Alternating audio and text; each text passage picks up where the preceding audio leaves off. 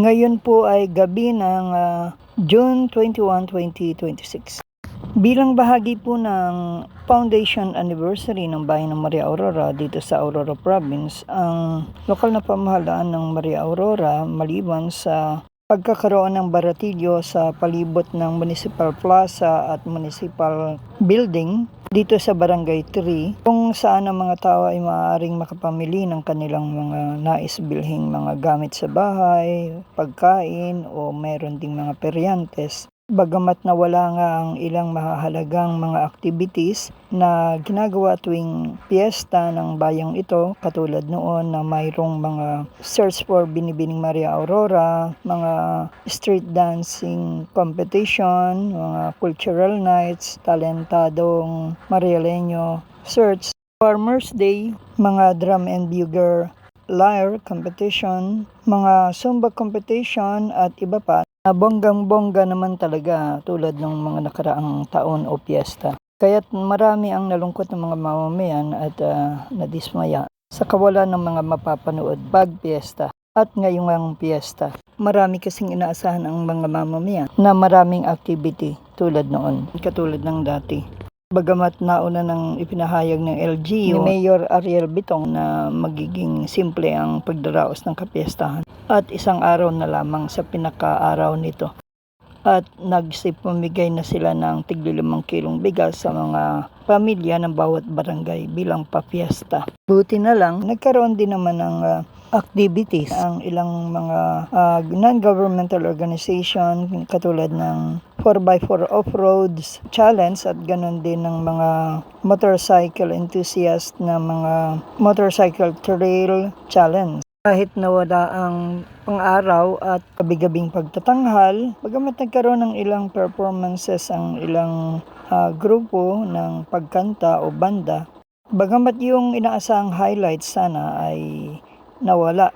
Nagkaroon din ng programa sa Municipal Plaza, ang lokal na pamahalaan ng Maria Aurora. Bagamat hindi na nagkaroon ng community parade nung araw at bago ang nasabing programa, sa programa sa Municipal Plaza ay nagkaroon din ng paghahandog ng bulaklak sa ina ng bayang ito na si Doña Maria Aurora, Quezon, kung saan nakapangalan ang bayang ito at nagkaroon din ng pananalita ang ilang mga halal na opisyal o government officials. May mga empleyadong dumalo at ilan pa. Nung umaga, nagkaroon din ng pabingo nung hapon. At bago nga gawin ang auditorium night ngayong gabi, kung saan ang mga barangay officials, mga empleyado at LGU officials ay magkakaroon ng mga pagdiriwang, pagkakasayahan, kantahan at sayawan.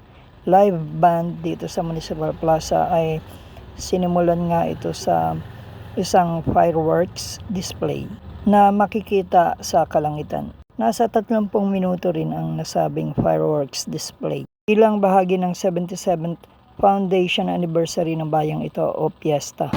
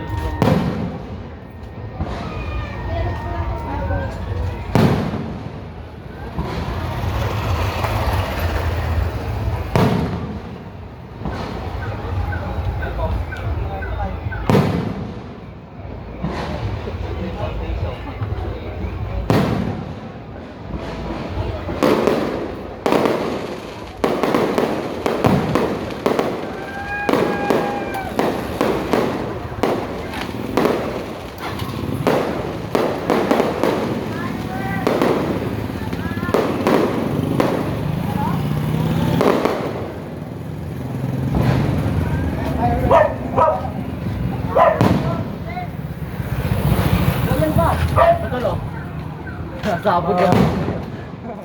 Sana tamaan nyo.